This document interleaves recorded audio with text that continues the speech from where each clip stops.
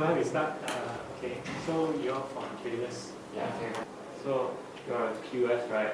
Yes. Can you explain to us what is a QS? QS in a very broad term is we provide quantity surveying services to our clients. Okay, so what we do is we prepare usually estimates starting from pre-contract when the architect has developed some drawings. Usually the client will need to have a feel of how much that particular building or development will cost. Okay, so that's the initial stage. The architect develops some drawings and we cost up the building according to the architect's design. Could you tell us, right, in a project, before and during, after the project, what is the role? The QS has different roles, right? Yeah, what I explained to you earlier was at the beginning of the project. So we have a few stages, what we call pre-contract and post-contract. Pre-contract will involve estimating.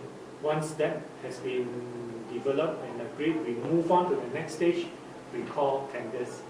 So it's called tendering stage. Tendering stage, the architects, engineers, structural engineer, M&E engineers, landscape architect, how to prepare tender drawings. So when the tendering stage, we prepare also the rest of the documents which have the form of tender, where the contractor sign on the document. We include the conditions of contract. Locally, we use the local conditions of contract which is issued by PAM, which is Pertubuhan Architect Malaysia. So that's the tendering stage. Okay. Then when the contractor submits the tender, at the closing date, all the contractors submit the tender. Then we collect the documents.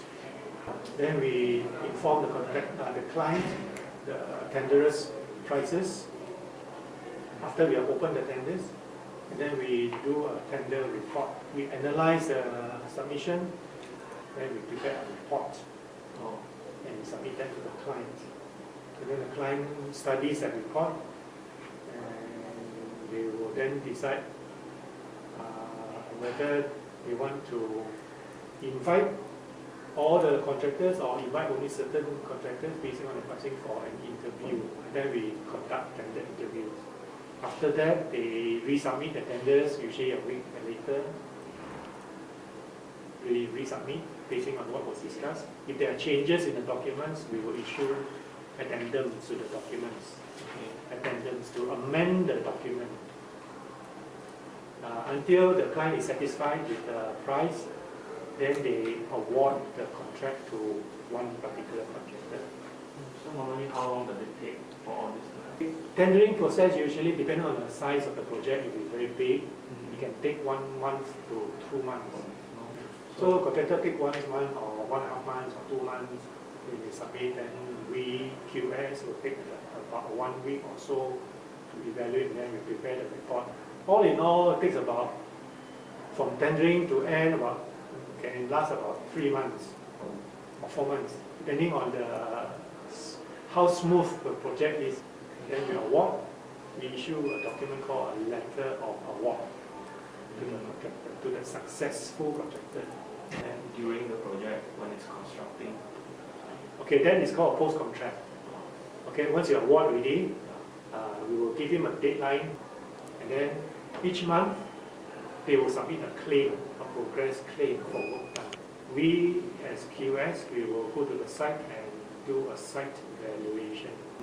Then we will go to the site and physically look, check, see whether what the contractor claim is correct or not. Then we prepare our recommendation, we submit to the architect to recommend payment to the contractor.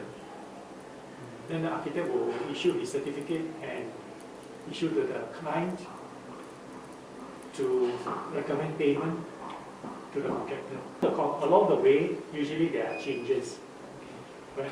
So we call these variations to the contract. Right? And the architect will issue an instruction to the contractor to vary the work. And then the contractor will estimate the cost of this, and then he will submit a variation order claim Once the building is completed, then what we do is we move to the next stage. We call it the final accounts. If you want to be a QS, it's very challenging. As you know, QS, we deal a lot with numbers and a lot of measurements, calculations. So you must have a good grasp of mathematics. You must be able to know the formulas that you need to use to measure certain shapes of buildings. Our work are very time consuming, especially when it comes to measurement. After you have measured it, you need to describe it. In a BQ, depending on how many, because if you're involved in projects, each of us usually, each QS, we handle a few projects. But then we work as a team.